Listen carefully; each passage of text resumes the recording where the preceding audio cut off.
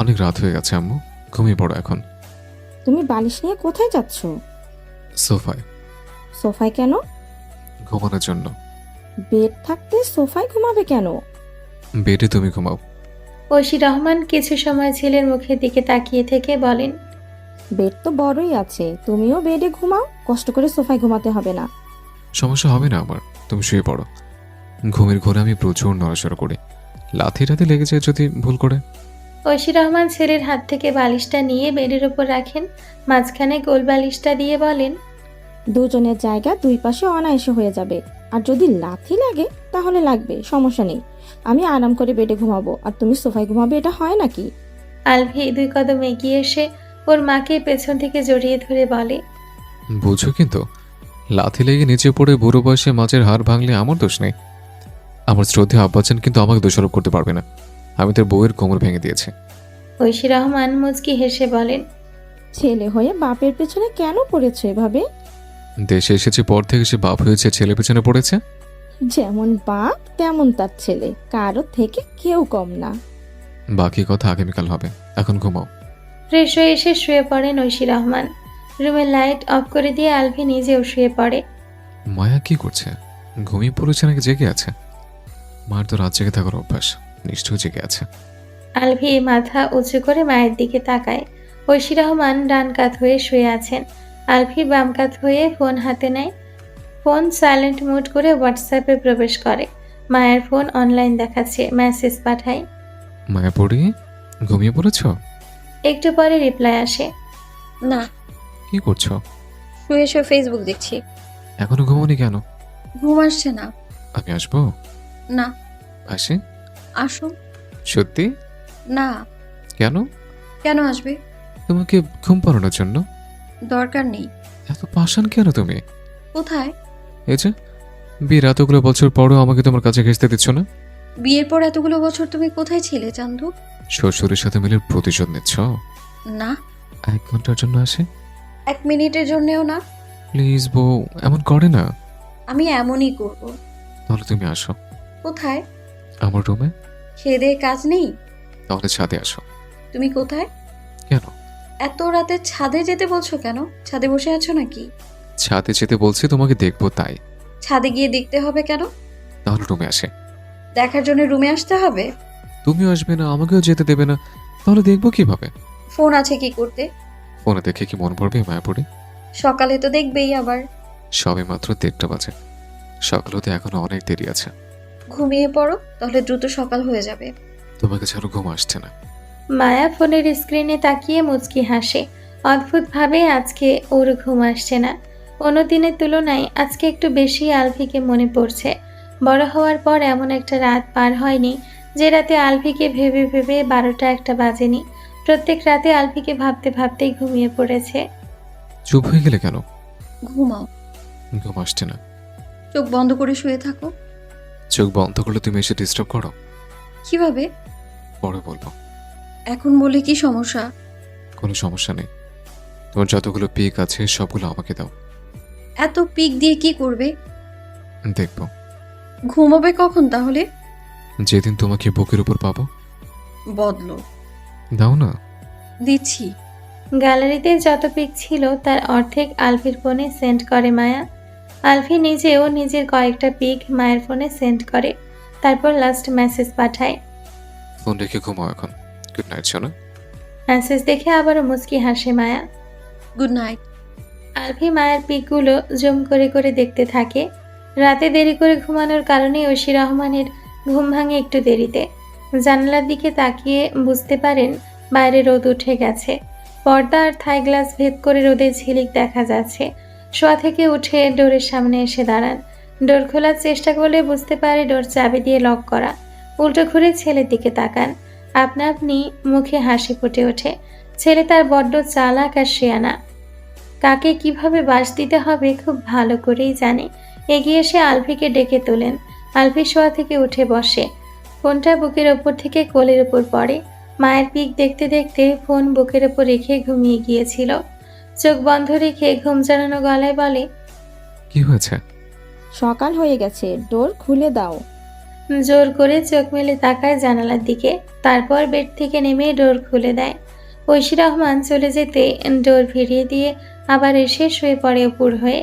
দেশে আসার পর থেকে যত অনিয়ম করছে, রাতে দেরি করে ঘুমায়, সকালে বেলা করে ঘুম থেকে ওঠে, সকালে জগিং করে না, এক্সারসাইজ করে না, খাওয়া দাওয়ার কন্ট্রোল নেই, তেল চর্বি মশলাযুক্ত খাবার খায়। ঐশী রহমান রুমে এসে দেখেন আলতাফ মাহমুদ এখনো পড়ে পড়ে ঘুমাচ্ছেন। ডোর খোলা দেখে ভেবেছিলেন ঘুম থেকে উঠে হাঁটতে বেরিয়েছেন। বেডের কাছে এগিয়ে এসে আলতাফ মাহমুদকে ডেকে ওঠান। আলতাফ মাহমুদ শোয়া থেকে উঠে বসে চোখ বন্ধ রেখে বলেন, বদ ছেলেটা কি করছে এখন? ঘুমাচ্ছে। ছেলের কথা শুনে তুমি আমাকে ছেড়ে ছেলের কাছে চলে গেলে, আমার থেকে ছেলে বড় হয়ে গেল। কি ছোট বড় মাপ করতে শুরু করেছো? উঠে ফ্রেশ হও, অফিসে যাবে না? সারা রাত ঘুমোতে পারিনি, আজকে অফিসে গেলে ঘুমিয়েই পার করতে হবে সারাদিন। ছেলের সাথে পারবে না, তাহলে লাগতে যাও কেন? কে জানতো বজ্জাত ছেলেটা আমার বউকেই কেড়ে নিবে। তুমি শেখাচ্ছ, ছেলেও শিখছে। আজকে রাতে ওর রুমে যাবে না তুমি? ফালতু কথা বন্ধ করে ওঠো তো এখন। 7:30 বাজলে ডেকে দিও, আর একটু ঘুমাই। বলেই শুয়ে পড়েন আলতাফ মাহমুদ। আলভির ঘুম ভাঙে মায়ার ডাকে, তবে চোখ মেলে তাকায় না। আলভি ভাবছে, স্বপ্ন দেখছে, তাই চুপ করে শুয়ে আছে। এতক্ষণ ধরে ডাকছি, কথা কানে যাচ্ছে না? ঘুমিয়ে আছো নাকি ঢং ধরে আছো? মায়ের কর্কশ গলার স্বর শুনে চোখ মেলে তাকায় আলভি। চোখের সামনে মায়াকে দেখে চোখ দুটো বড় বড় হয়ে যায়। অবিশ্বাস্য কণ্ঠে বলে, তুমি? কটা বাজে? খাবার খাওয়ার জন্য ডাকছে, ওঠো এখন। কটা বাজে? 1:30। 1:30? হ্যাঁ। শোয়া থেকে উঠে বসে আলভি। 2 পা ঝুলিয়ে দেয় বেড থেকে। 2 হাতে চোখ ডলে ভালোভাবে তাকায় মায়ের দিকে।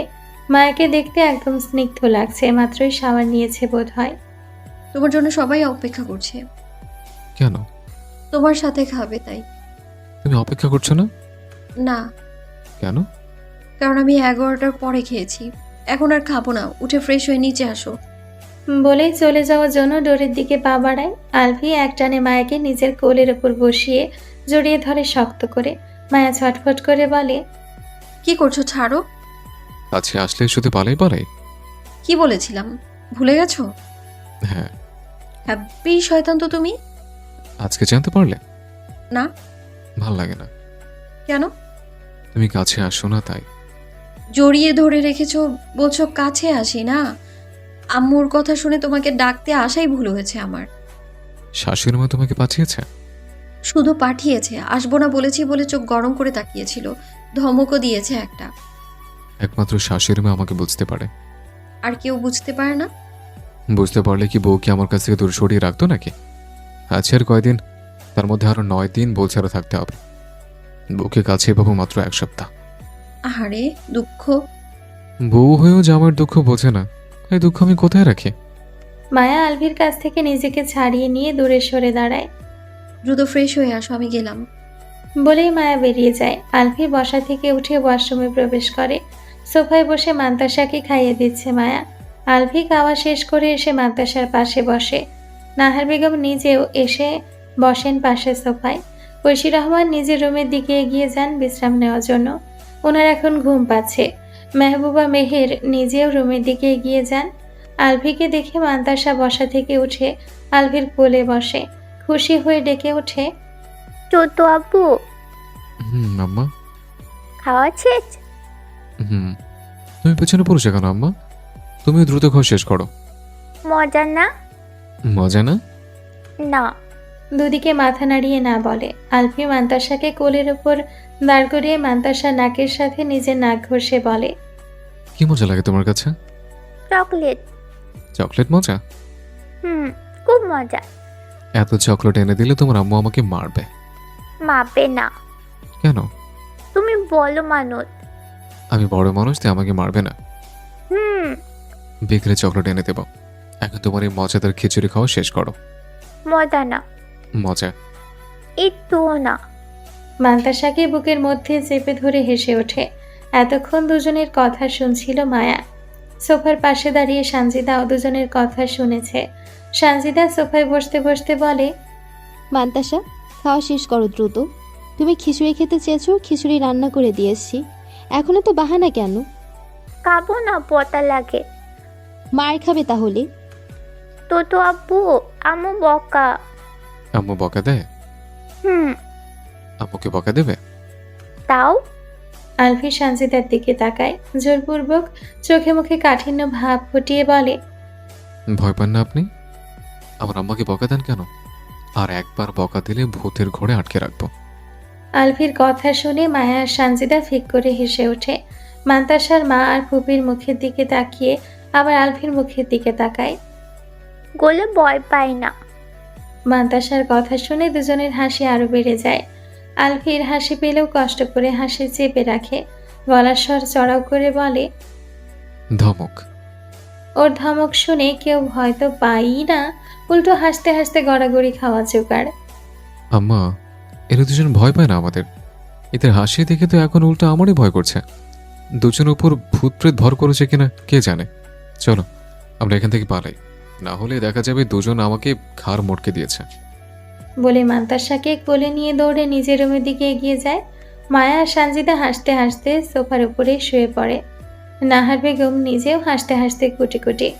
মায়া আক্তার এসে দুজনের সামনে দাঁড়ায়, কপাল ভ্রু কুচকে বলে, কি হয়েছে এভাবে হাসছো কেন দুইজন? ভূত টুত ধরল নাকি? ও দাদি, কবিরাজ ডাকো। মায়া আক্তার দাদির দিকে তাকিয়ে দেখে দাদিও হাসতে হাসতে শেষ, আগের চেয়েও বেশি কপাল ভ্রু কুচকে নেয়। পাগল হয়েছ নাকি তিনজন? এভাবে হাসছো কেন পাগলের মতো?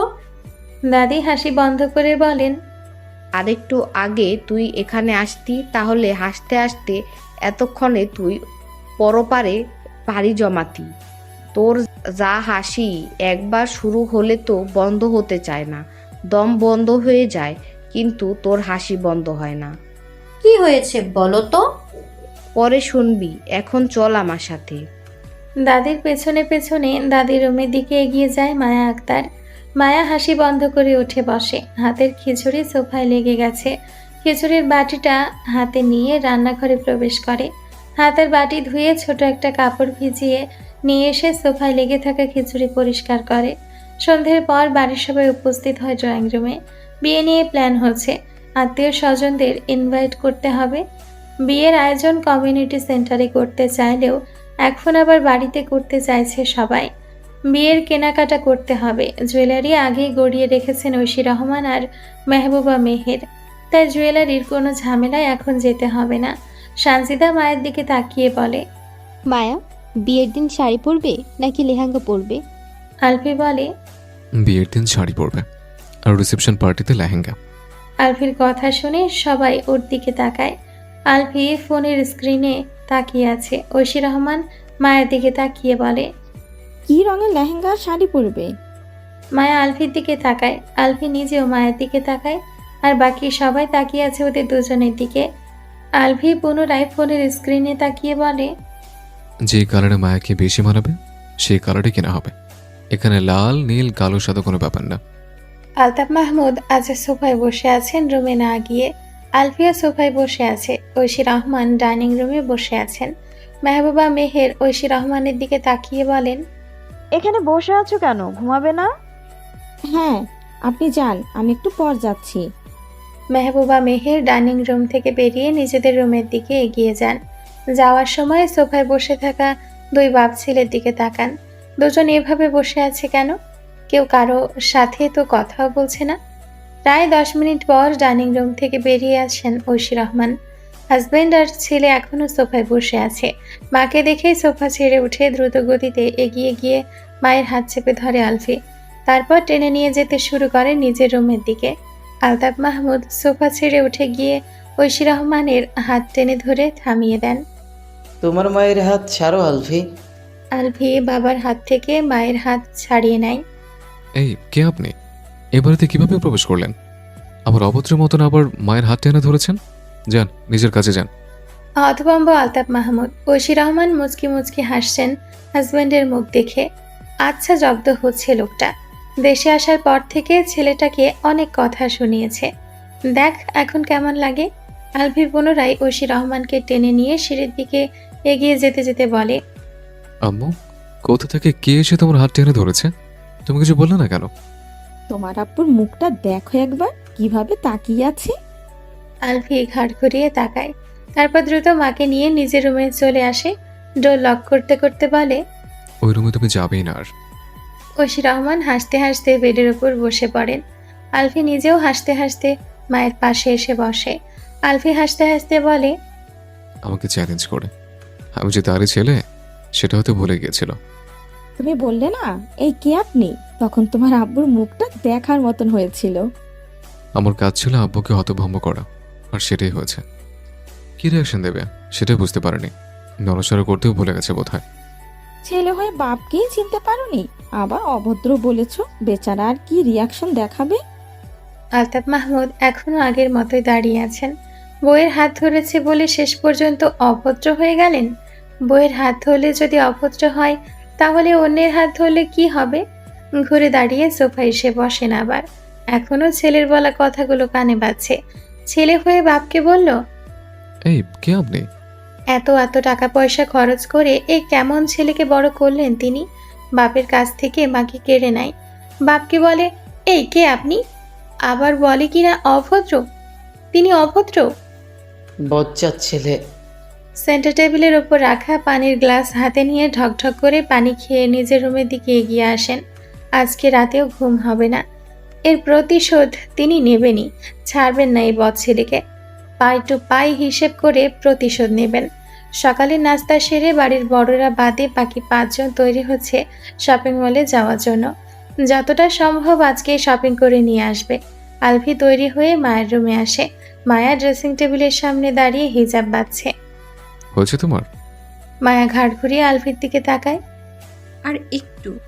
মুখ ঢেকে যাবে কিন্তু। হ্যাঁ, ঢেকেই যাব। হিজাব বাঁধা শেষ হতেই আলফি মায়ের পেছনে এসে দাঁড়ায়। মায়াকে নিজের বুকের সাথে ঠেকিয়ে ফোন আনলক করে। হাসি দিয়ে ফোনের স্ক্রিনে তাকাও। মায়া ঘাড় ঘুরিয়ে মুখ তুলে আলফির মুখের দিকে তাকায়। আলফি নিজেও মায়ার মুখের দিকে তাকিয়ে আছে। এই মুহূর্তটা ক্যামেরাবন্দি করে আলফি, তারপর ফোনের স্ক্রিনে তাকায়। চোখ দুটো বড় বড় করে বলে, ওয়াও, দেখো কত সুন্দর হয়েছে পিকটা। মায়া ফোনের স্ক্রিনে তাকায়। আসলেই অনেক সুন্দর হয়েছে পিকটা। একে অপরের চোখের দিকে তাকিয়ে আছে। দুজনের ঠোঁটেই হাসি আছে। এবার ফোনের দিকে তাকাও। এত পিক তুলতে হবে কেন? আমাদের দুজনের একসাথে কোনো পিক আছে? বেশি কথা না বলে আমি যা বলছি তাই করো। আছে তো, কোথায়? ফটো অ্যালবামে। ওই ন্যাংটা কালার পিক? পিক করে হেসে ওঠে মায়া। কোনো রকমে হাসি চেপে বলে, ওগুলো ন্যাংটা কালের পিক। তো অ্যালবামে তো কারো ড্রেস ছাড়া পিক দেখলাম না আজ অব্দি। তোমার মাইন্ড এত খারাপ কেন? ন্যাংটা কালার পিক বলে কি ন্যাংটা থাকতে হবে? থাকতে হবে না। আলফি বাম হাতে মায়ের মাথা ধরে দ্রুত গতিতে মায়ের ওষ্ঠ জোড়ায় আলতো চুমু খায়। বেশি কথা না বলে সামনের দিকে তাকাও। তুমি কিন্তু নিজের কথা রাখছো না। আমি নিজের মুখ দিয়ে একবারও বলিনি আমি আমার বউয়ের কাছ থেকে দূরে থাকবো, বাহাদুর সোহাগ করবো না। যারা এমন কথা বলেছে এটা তাদের ব্যাপার, আমার না। পোল্টিবাজ লোক একটা। সে তুমি যাই বলো। মায়া কথা না বলে আলফির কথা মতো সামনের দিকে তাকায় হাসি মুখে। পিক তোলা শেষ হতে কটমট করে তাকিয়ে বলে, সরো আমার পেছন থেকে। পেছন থেকে সরে পাশে এসে দাঁড়ায় আলফি। মায়া একবার তাকিয়ে নিকাব বাঁধতে শুরু করে। আলফি পিকগুলো দেখতে শুরু করে। একে অপরের মুখের দিকে তাকিয়ে থাকা পিকটা ওয়ালপেপারে সেভ করে। এই পিকটা একটু বেশি সুন্দর হয়েছে। ফোন পকেটে ভরে নিজেকে একবার আয়নায় দেখে নেয়। মায়ের নিকাব বাঁধা শেষ হতেই ওকে নিয়ে নিচে নেমে আসে। মাহিদ আর সানজিদা তৈরি হয়ে সোফায় বসে আছে ওদের দুজনের জন্য। ভাইয়ারা এসে গেছে, চলো এখন। মাহিদের কথা শুনে সোফায় বসে থাকা সকলে ওদের দুজনের দিকে তাকায়। মায়া ব্ল্যাক বোরখা হিজাব পরেছে আলফির কিনে দেওয়াগুলো থেকেই। আলফিও ব্ল্যাক প্যান্ট আর অফ হোয়াইট শার্ট পরেছে। সানগ্লাসটা শার্টের সামনে ঝুলিয়ে রাখা। 2 হাত প্যান্টের পকেটে গুজে রেখেছে। চুলগুলো স্পাইক করার কারণে কপালের ক্ষতটুকু দেখা যাচ্ছে এখন। বিয়ের আগে এই দাগ মিললেই হয়, না মিশলে বইয়ের দেওয়া আঘাত নিয়েই বিয়ের পিড়িতে বসতে হবে। মান্তাসাকে কোলে তুলে নেয় আলফি। তারপর 5 জন বাড়ি থেকে বেরিয়ে আসে। শপিং মলে এসে সানজিদা, মাহিদ, মায়া আর আলফিকে একা ছেড়ে অন্য পাশে যায় নিজেদের ড্রেস দেখার জন্য। আলফি মায়াকে সাথে নিয়ে এসে দাঁড়ায় লেহেঙ্গা শপে। দেখো কোনটা ভালো লাগে। মায়া লেহেঙ্গাগুলোর দিকে তাকিয়ে আবার আলফির মুখের দিকে তাকায়, আস্তে আস্তে বলে, তুমি দেখো। তুমি পড়বে, তুমি চুজ করো। তুমি দেখবে, তুমি চুজ করো। মায়ের কথা শুনে আলফির মুখে হাসি ফুটে ওঠে। একটু ঝুঁকে মুখটা মায়ের কানের কাছে এনে বলে, আমি শুধু দেখবো না তো? মায়া কপাল ভ্রু কুঁচকে বলে, আর কি করবে? সেটা পরে বলবো। এখন বলে কি সমস্যা? সমস্যা নেই, কিন্তু আমি পরেই বলবো। মায়া আর কিছু না বলে লেহেঙ্গাগুলোর দিকে তাকায়। আলফি নিজেও তাকায় লেহেঙ্গাগুলোর দিকে। মায়ের চোখ অনুসরণ করে আলফির নজর আটকায় একটা মেরুন কালার লেহেঙ্গার দিকে। এগিয়ে এসে দাঁড়ায় লেহেঙ্গাটার সামনে। সেলস বয়কে ডেকে লেহেঙ্গাটা নামাতে বলে। ছেলেটা লেহেঙ্গা নামিয়ে দেয়, তারপর হাসি মুখে বলে, এবছর আমাদের শপের সবচেয়ে বেশি সেল হওয়া লেহেঙ্গা এটাই। আর সবচেয়ে মজার ব্যাপার হচ্ছে এটা লাস্ট পিস।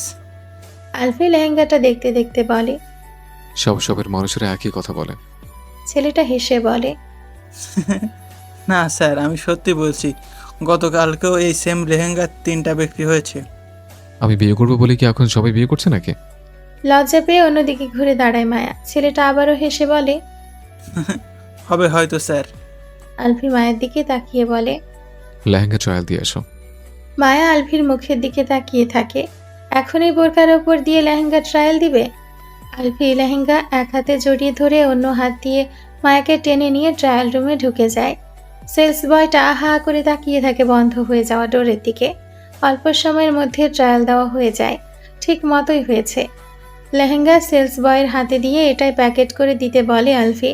সেলস বয়কে নিজের দিকে তাকিয়ে থাকতে দেখে বলে, এমন অদ্ভুতভাবে তাকিয়ে থাকার কিছু নেই, এটা আমার বউ। ছেলেটা হেসে বলে,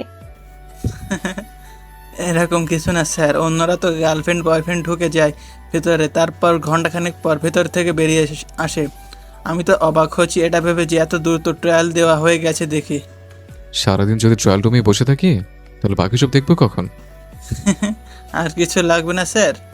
শাড়ি লাগবে? আলফি নিজের পছন্দের একটা off white gorgeous sari choose করে। মায়াকে দেখালে মায়ারও পছন্দ হয় শাড়িটা। শাড়ির সাথে ম্যাচিং করে দোপাট্টা নেয়। শপের ছেলেটা আলফির দিকে তাকিয়ে বলে, স্যার, আপনারা চাইলে দোপাট্টায় নাম লিখিয়েও দিতে পারেন। এটাতে নাম লেখানো যায়? আপনারা যেমন চাইবেন আমরা সেরকম ভেবেই তৈরি করে নাম লিখিয়ে দিতে পারবো, তবে একটু সময় লাগবে। আচ্ছা, তাহলে এটার মধ্যে সেম ডিজাইন থাকবে, শুধু নামটা লিখে দিলেই হবে। Okay sir. নাম? আমার নাম আলফি, ওর নাম মায়া। আলভির বউ লিখবো স্যার?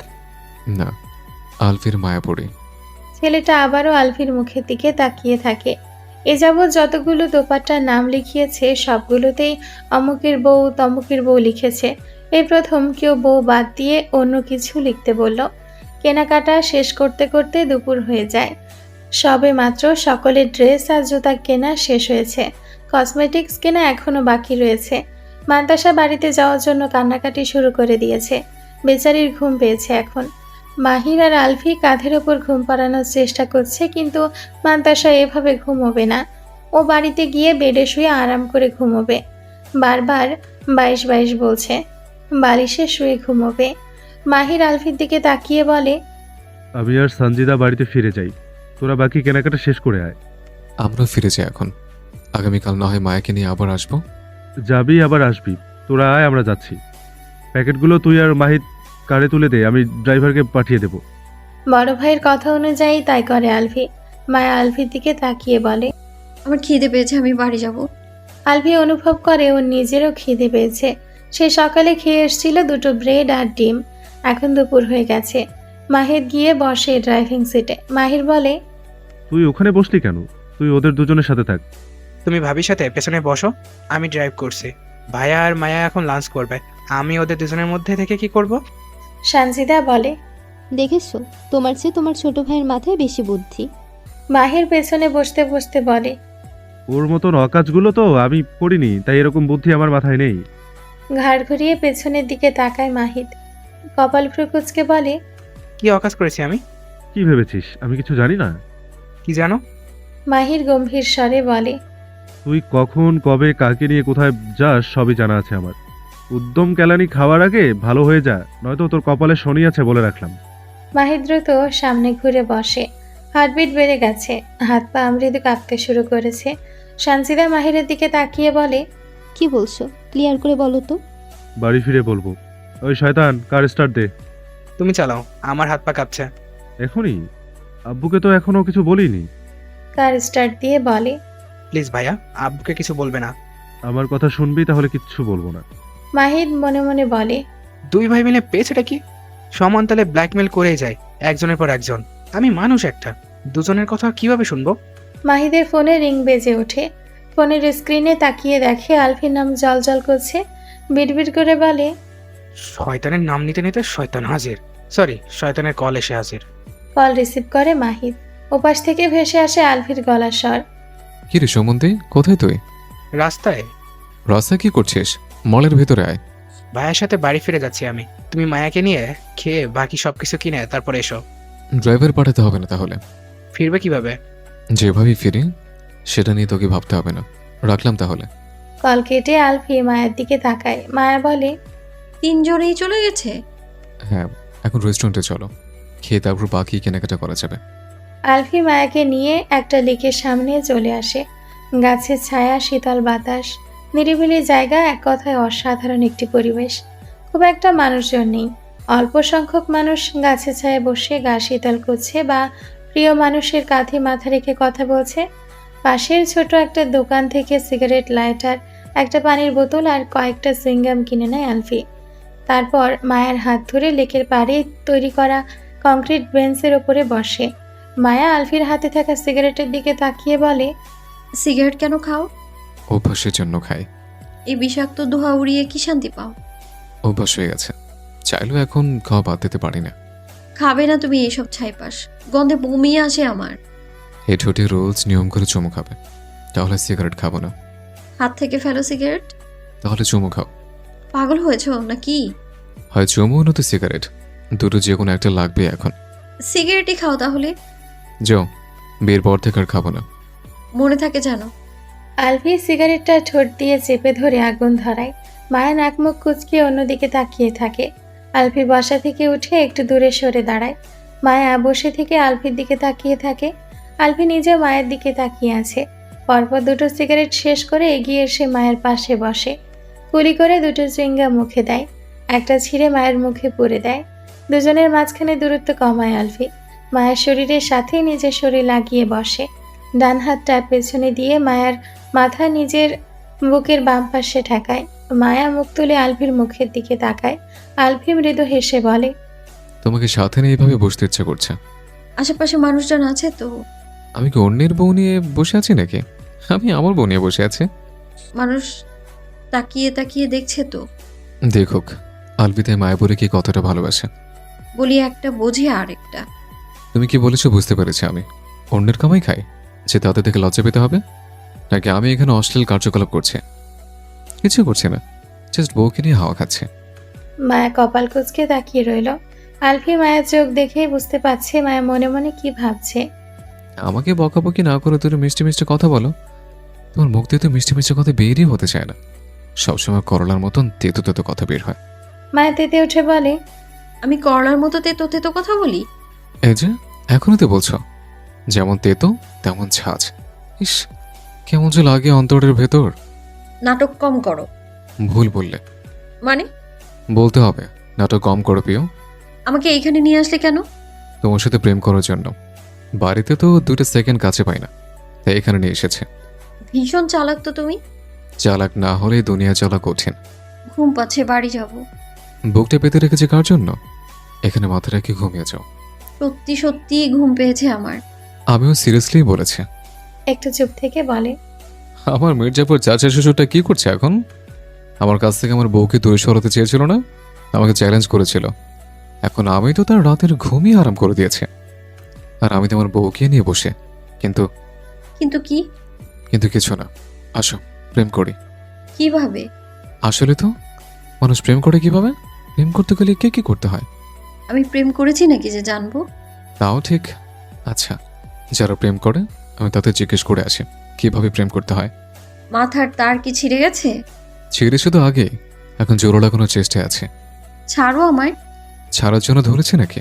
তো কিসের জন্য ধরেছো? সারা জীবন ধরে রাখার জন্য ধরেছে। আর একটা কথা, তুমি কি খেয়াল করেছো, তুমি কিন্তু আমাকে তুমি বলে সম্বোধন করো এখন। মায়া আলফির চোখে চোখ রেখে বলে, ছোটবেলায় তো তুমি বলেই সম্বোধন করতাম, বড় হয়ে কল্পনার তুমির সাথেও তো তুমি সম্বোধন করে কথা বলতাম। ওই কয়েকদিন তো রাগের কারণে আপনি বলে সম্বোধন করেছি। কল্পনা তুমি আমার সাথে কথা বলতে। চোখ নামিয়ে নেয় মায়া। আলফির বুকের সাথে গাল ঠেকিয়ে মৃদুস্বরে বলে, অসংখ্যবার শত শত রাত জেগে দিনের বেলায় গভীর ভাবনায় মগ্ন হয়ে ঘুমের দেশে পাড়ি জমিয়ে। তাহলে তো আমাকে তোমার কুচু কুচু করে কেটে ফেলা উচিত। এত অপেক্ষার পর পেয়েছি তোমায়, কুচি কুচি করে যদি কেটেই ফেলি তাহলে আবার পাবো কোথায়? আমার অপেক্ষারা যে অনন্ত হয়ে যাবে তখন। আর একটা কথাও বলে না আলফি। বাম হাতে শুধু মায়াকে পেঁচিয়ে ধরে বসে রইল। এই কথাগুলোর মধ্যে যেন কি ছিল। মাগরিবের পর মায়াকে নিয়ে বাড়িতে ফিরে আসে আলফি।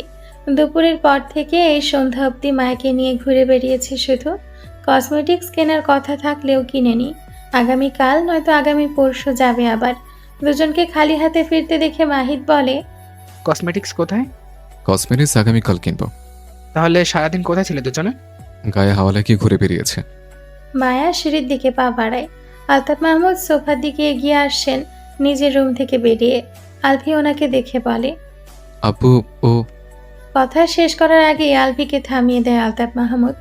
অবাক হওয়ার ভান ধরে বলে, এই কে আপনি? আমাকে আব্বু ডাকছেন কেন? পাগল হয়েছেন নাকি? এই বাড়িতে কিভাবে প্রবেশ করলেন? বাড়ি কোথায় আপনার? যান, নিজের বাড়িতে যান। সোফায় বসে থাকা সকলে অবাক হয়ে দুই বাপ ছেলের দিকে তাকাতাকি করে। মায়াও দাঁড়িয়ে গেছে। আলফি স্বাভাবিকভাবেই বলে, সরি চাচা শ্বশুরমশাই, আপনাকে দেখতে হুবহু আমার মির্জাফর বাপের মতন, তাই ভুল করে আব্বু ডেকে ফেলেছে। আমার মির্জাফর বাপের সাথে যদি আপনার দেখা হয় তাহলে তাকে বলবেন আমার কথা আছে তার সাথে। এখন আসছি, বাই। বলেই শীষ বাজাতে বাজাতে নিজের রুমের দিকে এগিয়ে যায়। আলতাফ মাহমুদ হাঁ করে তাকিয়ে আছেন সিঁড়ির দিকে। বাকি সবাই হতভম্ব হয়ে তাকিয়ে আছে আলফির যাওয়ার পথে। কেউ বুঝতে পারছে না দুই বাপ বেটা এমন অদ্ভুতভাবে অদ্ভুত কথা বলল কেন। ঐশী রহমান অন্যদিকে মুখ ঘুরিয়ে হাসছেন। যেমন বাপ তেমন ছেলে হয়েছে না এবার। বাপকে চাচা শ্বশুর বানিয়ে দিয়েছে। আলতাফ মাহমুদের মুখ দেখে ফিক করে হেসে ওঠেন ঐশী রহমান। কোনোভাবেই আর হাসি চেপে রাখতে পারছেন না আলতাফ মাহমুদের রিয়াকশন দেখে। সবাই ঐশী রহমানের দিকে তাকায়। ঐশী রহমান সোফা ছেড়ে উঠে দ্রুত কিচেনে চলে আসেন। হাসি কন্ট্রোল করতে না পেরে হা হা করে হেসে ওঠেন। বাড়ির সবাই হা হয়ে তাকিয়ে রইল কিচেনের দিকে। আলফিদের বাড়িটা কাঁচা ফুল আর বাহারি রঙের লাইট দিয়ে সাজানো হয়েছে। বাড়িতে গমগমে পরিবেশ, মানুষের হইচই। বিয়ে উপলক্ষে অনেক আত্মীয় স্বজন চলে এসছে গতকাল সকালেই। বাকিরা আগামীকাল সকালে আসবে। আগামীকাল শুক্রবার আলফি আর মায়ার আবার বিয়ে। মাঝখানের এই কয়েকদিন আলফিকে নিজের ধারে কাছেও ঘেঁষতে দেয়নি মায়া। আলফি মায়াকে কাছ থেকে দেখলেও ছুতে পারেনি আর। বেচারার আফসোসের শেষ নেই। মেহেন্দি আর হলুদের অনুষ্ঠান আলফি করতে দিবে না। আলফির কথা, এগুলোতে কেন অনুষ্ঠান করতে হবে? এগুলো করার কোনো নিয়ম আছে নাকি? শুধু মায়াকে মেহেদি দিলেই হবে। আলফি নিজে মেহেদি দিবে না, আর হলুদের অনুষ্ঠান তো একেবারেই করতে দিবে না। সাফ সাফ জানিয়ে দিয়েছে। ওর জেদের সাথে কেউ পারছে না গত দুদিন ধরে। এখন বেলা 11টা বাজে। মায়াকে মেহেদি দিয়ে দেওয়ার জন্য পার্লার থেকে দুজন মেয়ে এসছে। মায়াকে মায়ের রুম থেকে বের হতেই দিচ্ছে না আলফি। বাড়িতে অনেক ছেলে পেলে এসছে, তাদের সামনে আসতে দিবে না কিছুতেই। মায়ের মামাতো বোন জিজ্ঞেস করেছিল কেন নিচে যাবে না। তখন সকলের সামনে আলফি বলেছিল, নিচে গেলে বোর্ডকে হিসেবে পড়ে তারপর যাবে, নয়তো যাবে না। পরবর্তীতে আর কেউ টু শব্দ অবধি করেনি। মেয়ে দুজনকে মায়ের রুমে নিয়ে আসে আলফি আর মাহিদ। রুমে মায়ের কাজিন বোনেরা ভিড় জমিয়ে রেখেছে। মাহিদ ভিড় কমিয়ে দেয়। মেয়ে দুজন আলফি আর মায়াকে মেহেদির ডিজাইন দেখিয়ে বলে, কোন ডিজাইনটা দেব চুজ করুন আপনারা। মায়া আলফির মুখের দিকে তাকায়। মায়া চোখ দিয়ে বোঝায় আলফিকে চুজ করার জন্য। আলফি হাত আর পায়ের জন্য ডিজাইন সিলেক্ট করে দেয়। একজন মেয়ে মায়ের দিকে তাকিয়ে বলে, ম্যাম আপনি হাত পা ধুয়ে ফ্রেশ হয়ে এসে বসুন একেবারে। মায়া ফ্রেশ হওয়ার জন্য ওয়াশরুমে প্রবেশ করে। মাহিরের ডাক শুনে রুম থেকে বেরিয়ে যায় মাহির। আলফি আগের মতোই দাঁড়িয়ে আছে। মায়া ওয়াশরুম থেকে বেরিয়ে আসে, হাত পা মুছে বেডে উঠে বসে। মেয়ে দুজন মায়ার দুই হাতে একসাথে মেহেদি পরিয়ে দেওয়ার জন্য উদ্যত হয়। আলফি দুজনকে থামিয়ে দিয়ে বলে, 1 মিনিট। তিনজনে আলফির দিকে তাকায়। আলফি হাত পেতে একটা মেহেদি চায়। তারপর মেয়ে দুজনকে মায়ের সামনে থেকে সরে বসতে বলে। মেয়ে দুজন সরে যেতেই আলফি মায়ের সামনে বসে। মেহেদিটা মায়ের হাতে দিয়ে নিজের ডান হাতটা মায়ের সামনে বালিশের ওপর রাখে। তারপর বলে, মেহেদি দিয়ে দাও। তুমি না বলে দেবে না? আমার বিয়ে এখন আমি মেহেদি না দিলে বোঝা যাবে নাকি আমি যে বর? সুন্দর করে এখানে লেখো, মায়াপুরীর বর। মায়া ঘাড় ঘুরিয়ে মেয়ে দুজন আর ওর কাজিন বোনদের দিকে তাকায়। সবাই ওদের দুজনের দিকে তাকিয়ে মৃদু হাসছে। কি হলো, লেখো। মায়া ডান হাতে তালুতে সুন্দর করে লিখে দেয় মায়াপুরীর বর। লেখা শেষ হতে উঠে দাঁড়ায় আলফি। মেয়ে দুজনের দিকে তাকিয়ে বলে, ওর হাতে সুন্দর করে লিখে দেবেন আলফির বউ। মেয়ে দুজন মাথা নাড়ায়। ডোরটা ভেতর থেকে লক করে দাও শীতল, কেউ সে যেন ডিস্টার্ব করতে না পারে। আলফি রুম থেকে বেরিয়ে যায়। মায়ার মামাতো বোন শীতল ডোর লক করে দেয় ভেতর থেকে। বাড়িতে লীরা বাদে আলফির নানার বাড়ি সবাই এসছে আজ ভোরে। আলফির নানি শামসুন্নাহার বেগম এবার একদম চুপচাপ হয়ে আছেন। ভুলেও আলফির সামনে বা মায়ের সামনে যাচ্ছেন না। আলফির নিচে নেমে আসতেই আলফির আর মায়ের সব কাজিন বোনেরা আলফিকে ঘেরাও করে ধরে। সকলের একটাই দাবি, হলুদের অনুষ্ঠান করতে দিতে হবে। ছোটদের সাথে বেশ কয়েকজন বড়রাও যুক্ত হয়েছে এই দাবিতে। আলফি সকলের দিকে নজর বোলায়। ওর বাপ চাচা সবাই আছে এখানে। ওনাদেরকেও ডেকে নিয়ে এসছে আলফিকে বোঝানোর জন্য। আলফি স্বাভাবিক স্বরে বলে, হলুদের অনুষ্ঠান করতে হবে এমন কোনো নিয়ম রীতি কি আছে? তাহলে অনুষ্ঠানে এত দাবি কেন সকলের? হলুদের অনুষ্ঠান না করলে কি কিছু হবে? সকলের মধ্যে থেকে একজন বলে, নিয়ম রীতি নেই, হলুদের অনুষ্ঠান শুধুমাত্র আনন্দের জন্য করা হবে। অন্যভাবে তো আনন্দ করা যাবে। হলুদের অনুষ্ঠান নিয়ে এত আপত্তি কেন তোমার? হলুদের অনুষ্ঠান হলুদ দেওয়ার নামে ছেলে মেয়ে উভয়ই হুড়োহুড়ি করে। মাইকে হলুদ লাগাবে, যা আমি কিছুতেই হতে দেব না। আর হলুদের অনুষ্ঠানের নাম করে মেয়ে ওই ছেলেকে হলুদ লাগাবে, ওই ছেলে আবার আরেক মেয়েকে লাগাবে। এ ওকে, সে একে, এ ওর ঘাড়ে, সে তার পেটে, এভাবে নোংরামি শুরু হয়ে যাবে। এমন কথা বলছো কেন? এরকম কিছুই হবে না। এরকমটাই হয়। 3 দিন আগে যে আমার কলেজ লাইফের বন্ধুর বোনের বিয়েতে গিয়েছিলাম, সেখানে এসবই হয়েছিল।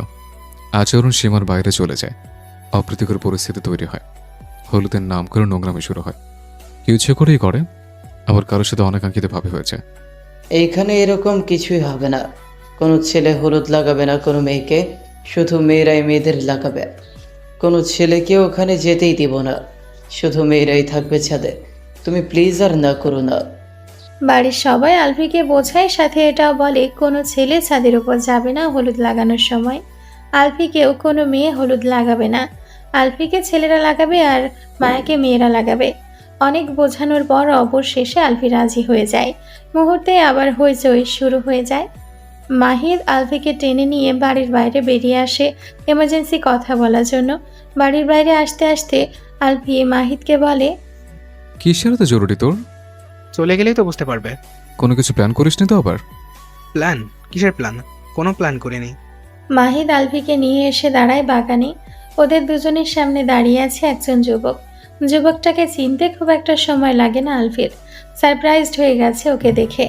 আলফিকে দেখে যুবকটা 2 হাত প্রসারিত করে হাসি মুখে বলে, সারপ্রাইজ বন্ধু। আলফি নিজেও 2 হাত প্রসারিত করে এগিয়ে গিয়ে নিজের স্কুল লাইফের বেস্ট ফ্রেন্ডকে জড়িয়ে ধরে। খুশি হয়ে বলে, সত্যি সত্যি সারপ্রাইজড হয়ে গেছে বন্ধু। তুই না বললি আসবি না?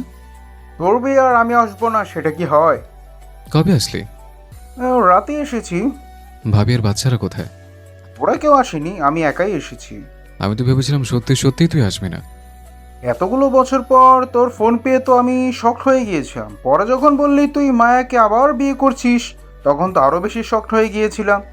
আমি ভেবেছিলাম আসতে পারবো না, তাই না করেছিলাম, কিন্তু কোনোভাবেই নিজেকে আটকে রাখতে পারিনি। আমি 3 মাস আগে বাংলাদেশে এসেছিলাম। এখন তো অন্য কোনোভাবেই অফিস থেকে ছুটি দেবে না। অনেক কাঠখড় পুড়িয়ে 1 সপ্তাহের জন্য ছুটি ম্যানেজ করেছি। তোকে বলিনি, ভাবলাম সারপ্রাইজ দেব। ভেতরে আয়। বাকিরা কখন আসবে? শাফিন আসতে পারবে না, রানা আর তাজ বিকেলে আসবে। তোর কলেজের ফ্রেন্ডরা? ওদের কারো নাম্বার বা ঠিকানা জোর করতে পারেনি। ওরও তো ভাড়া থাকতো, কলেজ শেষ করে অন্য কোথাও চলে গেছে। আগের নাম্বারগুলোও নেই আমার কাছে। ও চল বাড়ি সকলের সাথে দেখা করি। রিমন আলফির সাথে বাড়ির ভেতর প্রবেশ করে। রিমনকে দেখে বাড়ির সবাই খুশি হয়। স্কুলে পড়ার সময় রিমন প্রায় সময় আলফির সাথে এই বাড়িতে আসতো। সেই সুবাদে বাড়ির সকলের সাথে বেশ ভালো সখ্যতা আছে রিমনের। আসরের নামাজ শেষ হতে আলফিকে হলুদ লাগানোর তোড়জোড় শুরু হয়। হলুদ রঙের পাঞ্জাবি পরে সকল যুবকরা। আলফি তৈরি হয়ে আয়নায় নিজেকে দেখে নেয়। হলুদ পাঞ্জাবিতে বেশ ভালো লাগছে দেখতে। হৈ হৈ করে সবাই ছাদের দিকে এগিয়ে যাচ্ছে। মাহিদ হলুদের ডালা নিয়ে আসে। ডালার ওপর লাল রঙের একটা নতুন গামছা ছিল। আলফির নানা গামছাটার ভাঁজ খুলে আলফির গলার দুই পাশ দিয়ে ঝুলিয়ে দেয়। আলফি নাকমুখ কুচকে গামছার দিকে তাকিয়ে রইল। গলায় গামছা ঝুলে দিলে কেন? নতুন জামাই, নতুন গামছা ছাড়া জামাই জামাই ফিল আসবে নাকি? এখন না মনে হচ্ছে তুমি জামাই? এতক্ষণ তো সবাই একই রকম লাগছিল, বোঝাই যাচ্ছিল না কে জামাই। আলভি ভাব নিয়ে গামছাটার এক পাশ অপর কাঁধের ওপর তুলে দেয় প্যাচ দিয়ে। ভাইয়া এখন চলো, দেরি হয়ে যাচ্ছে, মাগরিবের আজান দিয়ে দেবে আবার। সবাই আগায় ছাদের দিকে। মাহির বাপ চাচাকে ডাকতে যায়। ওনারা বাড়ির বাইরে ডেকোরেশনের ওখানে রয়েছেন। মাহিদকে থামিয়ে ডালার ওপর থাকা ছোট বাটি থেকে একটু হলুদ হাতে তুলে নেয় সকলের অগোচরে। মাহিদ বলে, হলুদ নিলে কেন? আলভি মাহিদের কানের কাছে মুখ এগিয়ে নিয়ে আস্তে আস্তে বলে, তোর বোনকে হলুদ লাগিয়ে আসছে, তোরা যা। বলে পেছন থেকে মায়ার রুমের দিকে এগিয়ে আসে। মায়ার রুমের ভেতর থেকে মেয়েদের হুহা হাসির শব্দ ভেসে আসছে। আলফি রুমের ডোরে নক করে। মেয়েদের হাসি বন্ধ হয়ে যায়। গলা খাকারি দিতেই সবাই বুঝতে পারে আলফি এসছে। ডোর খুলে দেয় নাদিরা। আলফি নাদিরার দিকে তাকিয়ে গম্ভীর স্বরে বলে, সবাইকে রুম থেকে বের হতে বলো। 1 মিনিটের মধ্যে পুরো রুম খালি হয়ে যায়। আলফি ভেতরে এসে ভেতরে থেকে ডোর লক করে দেয়। মায়ের দিকে ঘুরে দাঁড়ায়। মায়াকে হলুদের জন্য সবুজ পেড়ে হলুদ রঙের শাড়ি পরানো হয়েছে। মেকআপ এখনো বাকি। শুধু হলুদ রঙের শাড়িতেই অনেক সুন্দর লাগছে দেখতে। মায়া আলফির দিকে তাকিয়ে আছে এক দৃষ্টিতে। আলফি ধীর পায়ে মায়ের সামনে এসে দাঁড়ায়। বাম হাতে মায়ের কোমর পেঁচিয়ে ধরে নিজের সাথে মিশিয়ে নেয়। মায়ের কানের কাছে মুখ নিয়ে ফিসফিস করে বলে, আর মাত্র 1 রাতের অপেক্ষা মায়াপড়ি। মায়া লজ্জায় এলোমেলো দৃষ্টি ফেলে বলে, ছাড়ো, এখানে এসেছো কেন এখন? আমার পরীকে হলুদ লাগাতে। ডান হাতের মুঠোয় রাখা হলুদ মায়ার সম্মুখে উঁচু করে ধরে। মায়ার গালে হলুদ লাগাতে নিলে মায়া থামিয়ে দিয়ে বলে, এমনিতেও ওরা সকাল থেকে খোঁচাচ্ছে আমায়, এখন তুমি হলুদ লাগালে আরো খোঁচাবে। কার কত বড় সাহস আমার বউকে খোঁচায়? ছাড়ো। আলফি মায়াকে বলে, তুমি হলুদ নাও হাতে, কেন? নিয়ে আমার গালে লাগিয়ে দাও। মায়া একটু হলুদ নিয়ে আলফির গালে লাগিয়ে দেয়। হলুদ লাগানো গাল মায়ের গালের সাথে ঘষে। মায়ের গালে হলুদ লাগিয়ে দেয় আলফি। এখন এই হাতের টুকু কি করবো বউ? ফেলে দাও। হুম, কি করবে তাহলে? তোমাকে লাগাবো। মায়াকে ছেড়ে দাঁড়ায়। মায়ার মাথা থেকে পা পর্যন্ত নজর বুলিয়ে নেয়। মায়া কিছু বুঝে ওঠার আগে শাড়ির একটা সেফটি পিন খুলে মায়ার পেটে পিঠে হলুদ লেপটে দেয় আলফি। এরকম হওয়ায় জমে যায় মায়া। রাতে দেখা হচ্ছে আবার। এখন সুন্দর করে সেজে রেডি হয়ে বসে থাকো আমার অপেক্ষায়। এখন কেন তোমার অপেক্ষায় বসে থাকবো? কারণ এখান থেকে তোমাকে আমিই ছাদে নিয়ে যাব। মায়া কিছু বলে না। আলফি ডোর খুলে বেরিয়ে যায় রুম থেকে। আলফি চলে যেতে সবাই আবার রুমে চলে আসে। মায়ের গালে হলুদ দেখে নাদিরা বলে, ভাইয়া তো হেভি চালাক, সবার আগে হলুদ বউকে হলুদ লাগিয়ে চলে গেল। মায়া ড্রেসিং টেবিলের সামনে এসে টুলের উপর বসে। এখন এদের খোঁচানো শুরু হয়ে যাবে আবার। যে যা খুশি বলুক, ও এক কান দিয়ে শুনবে, অন্য কান দিয়ে বের করে দিবে। ছাদে উঠে আসে আলফি। ওকে দেখে আলতাফ মাহমুদ বলেন, গায়ে হলুদ তোমার, কিন্তু তুমি বাদে বাকি সবাই এখানে উপস্থিত হয়ে গেছে। আলফি বাপের দিকে তাকিয়ে থেকে স্টেজে উঠে গিয়ে বসে। প্রথমে সবাই ফটোশ্যুট করতে ব্যস্ত হয়ে পড়ে। 3 ভাই একসাথে বসে ফটো তোলে। রিমনকেও টেনে ওদের সাথে বসায়। আস্তে আস্তে সকলেই কম বেশি আলফির সাথে ফটো তোলে। এখন হলুদ লাগানোর পালা। প্রথমে হলুদ লাগান নাহার বেগম। ওনাকেও আলফি হলুদ লাগিয়ে দেয়। নাহার বেগম হলুদ লাগানো শেষে ছাদ থেকে নেমে যান আস্তে আস্তে। আলফির নানাও হলুদ লাগিয়ে দেন। শামসুন নাহার বেগমকে ছাদে আসতে বললেও উনি ছাদে আসেননি। এখনও অহংকারে মাটিতে পা পড়তে চায় না ওনার। মায়া কথা বলতে গেলেও উনি কথা বলেননি, সেজন্য আলফিও আজ জোর করে ওনাকে নিয়ে আসেনি। আলতাফ মাহমুদ, আহনাফ মাহমুদ ওনারাও 2 ভাই হলুদ লাগিয়ে দেন। তারপর আস্তে আস্তে সবাই লাগায়। হলুদ নিয়ে রীতিমতো ছোটোখাটো যুদ্ধ শুরু হয়ে গেছে। কে কাকে বেশি হলুদ লাগাতে পারে সেটা নিয়ে। হলুদ পুরোপুরি শেষ হয়ে গেলে সবাই শান্ত হয়ে যায়। আলফি বিড়বিড় করে বলে, আরেকটু হলে তৃতীয় বিশ্বযুদ্ধ শুরু হয়ে যাচ্ছিল। হুড়োহুড়ির মাঝে মাগরিবের আজান হয়। ছেলেরা সবাই ছাদ থেকে নেমে চলে যায়। মাগরিবের নামাজ শেষ হওয়ার পর মেয়েরা ছাদে আসতে শুরু করে। ছেলেদের বাড়ির বাইরে পাঠিয়ে দিয়েছেন আহনাব মাহমুদ। মায়াকে ছাদে নিয়ে যাওয়ার জন্য আলভি মায়ের রুমে আসে। আলভিকে দেখে সবাই সাইড হয়ে দাঁড়ায়। আলভি মায়ের দিকে তাকায়, পূর্ণ দৃষ্টি মেলে। কাঁচা ফুল দিয়ে সাজানোর জন্য মায়ের সৌন্দর্য আরও অনেক বেড়ে গেছে। চোখ ফেরানো দায় ওই মুখশ্রী থেকে। মায়ের দিকে তাকিয়ে থাকতে থাকতে আলভি যেন শ্বাস নিতেই ভুলে গেছে। আলভিকে এভাবে তাকিয়ে থাকতে দেখে মায়ার বুকের ভিতর কম্পন সৃষ্টি হয়। নেশালো ওই দৃষ্টি যেন মায়াকে আলিঙ্গন করছে। নাদিরা আলভির মুখের দিকে তাকিয়ে তড়ি বাজিয়ে বলে, এভাবে দেখতে থাকলে তো রাত পার হয়ে যাবে। আলভি স্বাভাবিক হয়। এগিয়ে এসে মায়ার এক হাত মুঠো করে ধরে রুম থেকে বের হওয়ার জন্য পা বাড়ায়। পুরোটা সময় ক্যামেরাবন্দি করে মাহিদ। ছাদে এসে মায়াকে স্টেজের উপর বসানো হয়। আলভি নিজেও বসে মায়ের পাশে। দুজনের ফটোশ্যুট হয়। একের পর এক ক্যামেরা ক্লিক হতেই থাকে। দুজন দুজনকে মিষ্টি, পায়েস আর সাজিয়ে রাখা ফল তুলে খাওয়ায়। দুজন হাতে হলুদ নিয়ে দুজনের গালে ছোঁয়ায়। প্রতিটা মুহূর্ত ক্যামেরাবন্দি হয়। আলভি মান্তাসাকে নিজের কোলে নেয়। একটু একটু করে সাজিয়ে রাখা খাবারগুলো তুলে তুলে খাওয়ায়। খাওয়ানোর শেষ করে একটু হলুদ নিয়ে মান্তাসার দুই গালে লাগিয়ে দেয়। মায়া নিজেও মান্তাসাকে খাইয়ে দিয়ে হলুদ লাগায়। আলভি মান্তাসাকে বলে, আম্মা, তুমি আমাকে খাওয়াবে না? হলুদ লাগাবে না? লাগাবো। তাহলে লাগাও। মান্তাসা অদক্ষ হাতে মিষ্টি, পায়েস, ফল তুলে খাওয়ায় আলভিকে। মায়াকে খাওয়াতে গিয়ে পায়েস মায়ের থুতনিতে লেপ্টে দেয়। লেপ্টে দিয়ে হা হা করে হাসতে শুরু করে। ওর সাথে সাথে বাকি সবাইও হেসে ওঠে। আলভি টিস্যু দিয়ে মুছে দেয় মায়ের থুতনি। আবারও অদক্ষ হাতে হলুদ তুলে নিয়ে আলভি আর মায়ের গালে লেপ্টে দেয়। স্টেজ থেকে নেমে আসে আলভি। মান্তাসা মায়ের পাশেই বসে রইল। আলভি একটা চেয়ার নিয়ে স্টেজের এক পাশে বসে পায়ের ওপর পা তুলে অপলক তাকিয়ে থাকে মায়ের দিকে। একটু পরপর মায়া নিজেও তাকাচ্ছে আলভির দিকে। বড়রা আগে হলুদ লাগিয়ে নিচে চলে যায়। মাহির আর মাহিদও মায়াকে হলুদ লাগায়। মেয়েদের খাওয়ানো, হলুদ লাগানো, ফটো তোলা সবকিছু শেষ হতে হতে এশার আজান হয়ে যায়। ছাদ থেকে নেমে যায় সবাই। মায়াকে মায়ার রুমে নিয়ে যায় ওর কাজিন বোনেরা। আলভি ড্রয়িং রুমে এসে দাঁড়ায়। ঐশী রহমান নিচের রুমের দিকে এগিয়ে যাচ্ছেন। আলভি মায়ের পেছন পেছন মায়ের রুমে আসে। ছেলেকে পেছন পেছন আসতে দেখে কপাল ভ্রু কুঁচকে তাকান ঐশী রহমান। কিছু বলবে? আজকে রাতে তুমি মায়ের সাথে ঘুমাবে। অন্য কেউ যেন মায়ের সাথে না শোয়। এখন কেউ কেউ ফ্রেশ করে আবার খাইয়ে ঘুমাতে বলো। মনে রেখো, অন্য কেউ যেন ওর সাথে না শোয়। তুমিও ঘুমাবে ওর সাথে।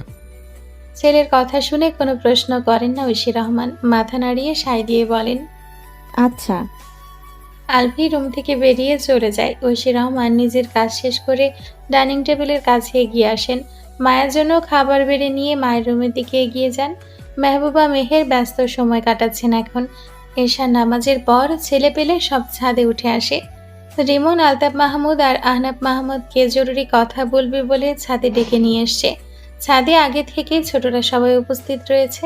আলভির নানা, মায়ার দুই নানা সবাই রয়েছে, শুধু মামারা আর খালুরা কেউ নেই। আলতাফ মাহমুদ রিমনের দিকে তাকিয়ে বলেন, বলো কি বলবে? আমি না তো আলবি বলবে। আলভি বাপ শ্বশুরের দিকে তাকিয়ে দাঁত বের করে হাসছে। কি বলবে বলো। কই, আমি তো কিছু বলবো না। তাহলে ডাকতে বলেছো কেন? আলভি রিমনের দিকে তাকিয়ে বলে, আয়, আমি তোকে বলেছি ডাকতে। ডাকতে তো বলিসনি, শুধু বলেছিস নিয়ে আসতে, তাই আমি নিয়ে এসেছি।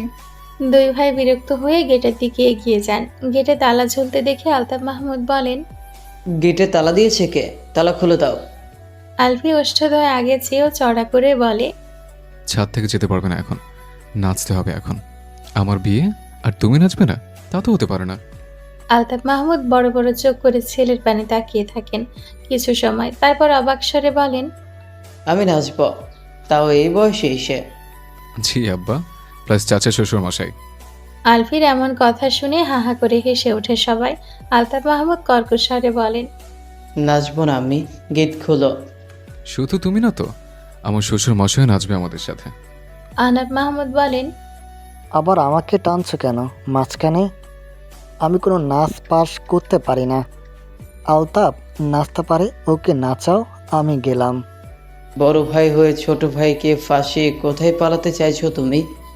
তুই ছোটবেলা থেকে অনেক জ্বালিয়েছিস, জোর করে নাচিয়েছিস আমাকে। এখন তোর ছেলে এসে গেছে নাচানোর জন্য। ছাড় আমার হাত। আহনাব মাহমুদ ছোট ভাইয়ের হাত থেকে নিজের হাত ছাড়িয়ে নেন। আলতাফ মাহমুদ বড় ভাইয়ের মুখের দিকে তাকিয়ে রইলেন, আর ওনাদের দুই ভাইয়ের দিকে তাকিয়ে আছে সবাই। আলতাফ মাহমুদ ছোটবেলায় আলফির চেয়ে বেশি দুষ্ট ছিলেন। বড় ভাইকে অনেক জ্বালিয়েছেন তিনি, সবসময় বড় ভাইয়ের পেছনে লেগেছেন, এতদিনও বড় ভাইয়ের পেছনে লেগেছেন। এখন ছেলে বাড়িতে আসার পর থেকে ছেলের পেছনে লাগেন, তাই বড় ভাইয়ের পেছনে লাগার সময় পান না। মাহিদ, গান চালু কর। আজকে বাবা শ্বশুরের সাথে উড়া ধরা নাচবো।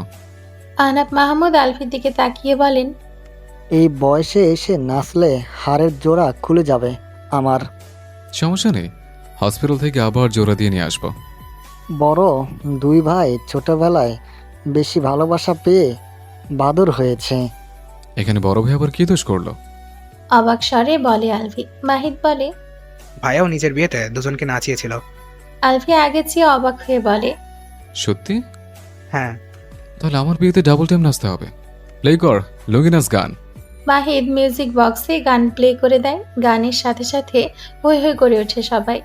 मुझको थोड़ा रौंड घुमा के अन्ना के जैसा चश्मा लगा के कोकोनट में लस्सी मिला के आ जाओ सारे मुझे बना के all the Rajini fans Thalaiva don't miss the chance Thalaiva all the Rajini fans don't miss the chance हा lungi dance lungi dance lungi dance lungi dance lungi dance lungi dance lungi dance lungi dance. বাপ শ্বশুরা নানাদের মাঝখানে নিয়ে উড়াধরা নাচতে শুরু করে সবাই। যখনই লুঙ্গি ডান্স বলে আলফি নিচের গলায় থাকা গামছাটা মেলে দিয়ে বাবার পেছনের দিক থেকে সামনের দিকে ধরে লুঙ্গি ডান্স বলে লাফাতে শুরু করে। প্রথমে না করলেও ছেলেদের আর গানের তালে পড়ে নিজেরাও নাচতে শুরু করেছে। লুঙ্গি ডান্স গান শেষ হতে হতে সবাই হাঁপিয়ে উঠেছে। ভালোভাবে দম নেওয়ার আগে একজন গিয়ে অন্য গান প্লে করে। গান প্লে হওয়ার সাথে সাথেই বেশিরভাগ যুবক সিটি বাজায়। কয়েকজন গান শুনে হাসতে হাসতে শেষ। গান অফ করে সকলের দিকে তাকিয়ে ছেলেটা বলে, হাসাহাসি বাদ দিয়ে সবাই নাচো। চিকন চাকন মাঞ্জা দোলে গানের তালে তালে, হাই হাই গানের তালে তালে, হাসি দিলে টোল পড়ে তোমার দুটি গালে, চুপি চুপি ডাকো তুমি কাছে আসো না, আসলে তুমি আমায় ভালোবাসো না, তুমি জ্বালায়া গেলা মনের আগুন নিভায়া গেলা না, ও তুমি জ্বালায়া গেলা মনের আগুন নিভায়া গেলা না। এক একজনের মাজা তোলানো দেখে আলফি সহ আরো কয়েকজন হাসতে হাসতে বসে পড়েছে নিচে।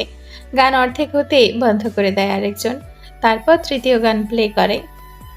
আমি তোমাকে আরো কাছে থেকে, তুমি আমাকে আরো কাছে থেকে যদি জানতে চাও, তবে ভালোবাসা দাও, ভালোবাসা নাও, ভালোবাসা দাও, ভালোবাসা নাও। গানের সাথে সাথে নাচতে নাচতে আলফি বলে, আগামীকাল রাতে তুমি আমারই সাথে আলো আধারে ভাসবে প্রেমের সাগরে। ভোরে ঘুম থেকে উঠেছে আলফি। ফজরের নামাজ আদায় করে জগিং করে বাড়িতে ফিরে আসে ভাই আর বন্ধুদের সাথে। ফ্রেশ হয়ে মায়ের রুমের সামনে আসে। আলফি মায়ের রুমে প্রবেশ করতে চাইলেও কেউ করতে দিচ্ছে না। আলফির রাগকে কেউ পরোয়া করছে না আজ। সকলের একটাই কথা, একেবারে বিয়ের পর বউয়ের মুখ দেখবে, তার আগে না। বাধ্য হয়ে আলফি নিজের রুমে ফিরে যায়। আলতাফ মাহমুদ আর আহনাব মাহমুদ খোঁড়াতে খোঁড়াতে বাড়ির ভেতর প্রবেশ করেন। ছেলেরা রাতে এমন নাচ নাচিয়েছে যে সকালে ঘুম থেকে ওঠার পর থেকে ঠিকভাবে হাঁটতেও পারছেন না। পুরো শরীর ব্যথা হয়ে গেছে, সাথে পা দুটো ভীষণ ব্যথা করছে। মনে হচ্ছে কেউ যেন বাঁশ দিয়ে ইচ্ছে মতন পিটিয়েছে দুই ভাইকে। ড্রয়িং রুমে এসে দেখে দুই ভাইয়ের শ্বশুরেরা সোফায় বসে আছেন। খুঁড়িয়ে খুঁড়িয়ে হেলে তুলে হেঁটে এগিয়ে এসে সোফায় বসেন দুই ভাই। আলতাফ মাহমুদ নিজের শ্বশুর আর ভাইয়ের শ্বশুরের দিকে তাকিয়ে বলেন, আপনাদের কি অবস্থা? নাতির বিয়েতে কেমন এনজয় করলেন? মায়ার নানা বলে, আর এনজয়, ঠিকভাবে হাঁটতেও পারছি না এখন। মনে হচ্ছে হাড়ের জোড়াজোড়ি সব ছুটে গেছে, হাঁটতে নিলেই খুলে পড়ে যাবে।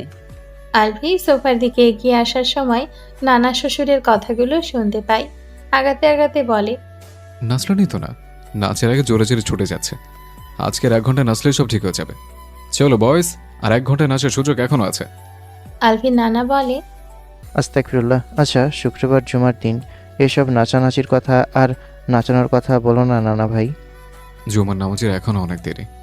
বাপের জন্মে গতকালের আগে নেচে টেচে দেখিনি কখনো।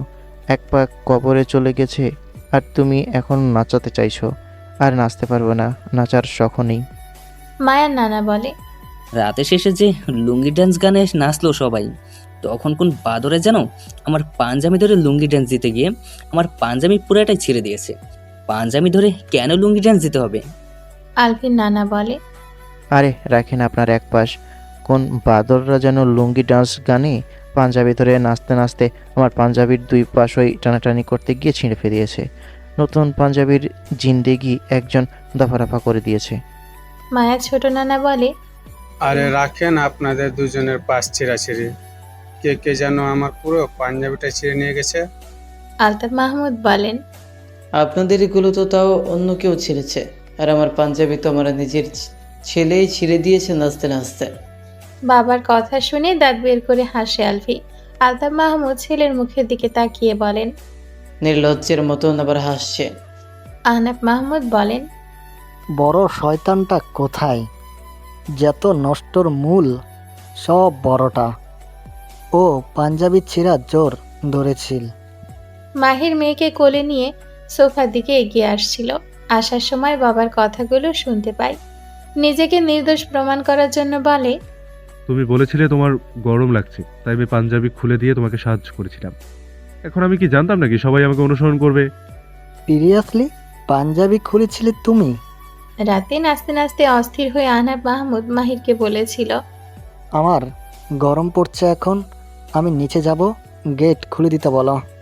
মাহির কোনো কথা না বলে নাচতে নাচতে বাবার পাঞ্জাবির 2 পাশ 2 হাত দিয়ে ধরে এক টানে গলা অবধি ছিঁড়ে দেয়। ছেড়ে পাঞ্জাবির 2 পাশ ধরে। এই লুঙ্গি ডান্স, লুঙ্গি ডান্স। আহনাফ মাহমুদ ছেলের কাণ্ডে হতভম্ব, বিস্ময় বিমূঢ়, বাক্যহারা। মাহিরকে কপি করে একে অপরের পাঞ্জাবি ছিঁড়েছে।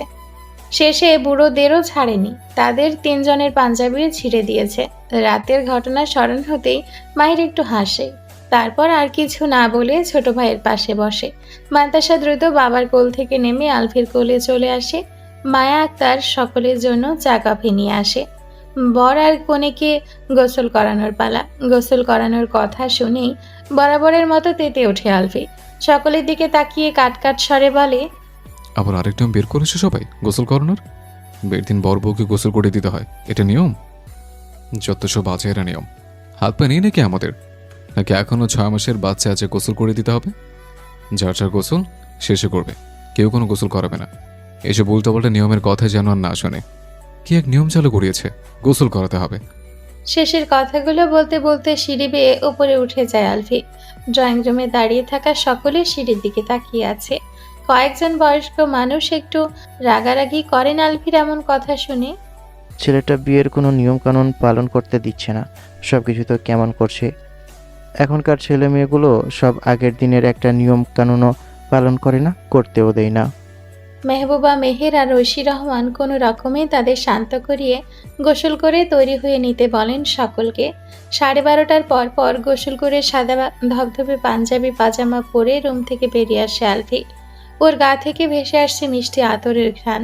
দেখতে অন্য সময়ের তুলনায় বেশি স্নিগ্ধ কোমল ফ্রেশ লাগছে। সিঁড়ি বেয়ে নামতে নামতে বাড়ির সব পুরুষকে ডাকে মসজিদে যাওয়ার জন্য, আর মহিলাদের বলে ফ্রেশ হয়ে নামাজ আদায় করার জন্য। মাহিদ সিঁড়ি বেয়ে নামতে নামতে বলে, রাতে শয়তানের মতো নেচে গিয়ে পুরো বাড়ি কাঁপিয়ে এখন হুজুর সেজেছে। আলফির সামনের দিকে দৃষ্টি রেখে নামতে নামতে বলে,